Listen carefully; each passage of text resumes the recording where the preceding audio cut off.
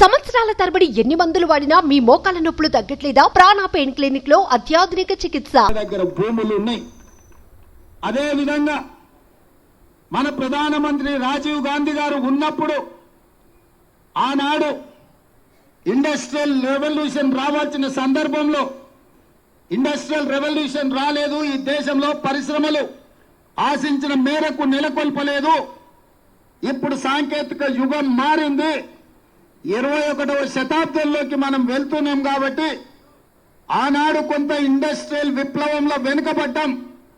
ఈరోజు కంప్యూటర్ విప్లవం, computer revolution రావాలి దేశంలో అని చెప్పి ఈ దేశానికి కంప్యూటర్ని పరిచయం చేసి సాంకేతిక నిపుణులనిచ్చి ఇవాళ టెలికాం వ్యవస్థను అభివృద్ధి పదం వైపు నడిపించి ఇవాళ ఈ దేశం ప్రపంచంతో పోటీ పడుతుంది.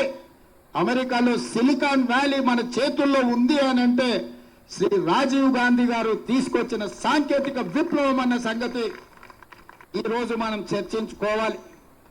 అదేవిధంగా స్థానిక సంస్థలలో ఈరోజు ఇక్కడనే మా మేయర్ గారు ఉన్నారు, చాలా మంది ప్రజాప్రతినిధులు ఉన్నారు. ఇక్కడ మహిళల చేతిలో అధికారం ఉన్నప్పుడే, పరిపాలన ఉన్నప్పుడే పాలన బాగుపడుతుంది, ప్రజాస్వామ్యం మనుగడ సాధిస్తుందని మహిళా రిజర్వేషన్లని దేశంలో మొట్టమొదటి స్థానిక సంస్థలలో ప్రవేశపెట్టి రాజీవ్ గాంధీ గారు పునాదులు వేసిండ్రు. కాబట్టి ఈ రోజు వారి ఆలోచన విధానం ఈ దేశంలో చట్టసభలలో కూడా మహిళా రిజర్వేషన్లు ఇవ్వడానికి పునాదులు వేసిందన్న సంగతి ఈ రోజు మనం చర్చించుకోవాలి.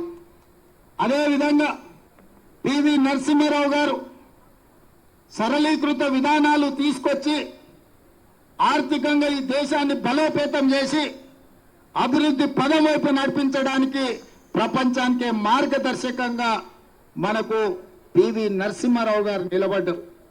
ఈ విధంగా ఈ దేశాన్ని పండిత్ జవహర్లాల్ నెహ్రూ గారు, లాల్ బహదూర్ శాస్త్రి గారు, ఇందిరా గాంధీ గారు, రాజీవ్ గాంధీ గారు, అదేవిధంగా మన తెలంగాణ బిడ్డ పివి నరసింహారావు గారు ఎంతో విజ్ఞతతో భవిష్యత్తును ఆలోచన చేసి భవిష్యత్ తరాల కోసం ప్రాణ త్యాగాలే చేయడమే కాకుండా ఈ దేశం యొక్క ప్రణాళికలు రచించి అన్ని రంగాలలో ఈ దేశాన్ని ముందుకు నడిపించారు.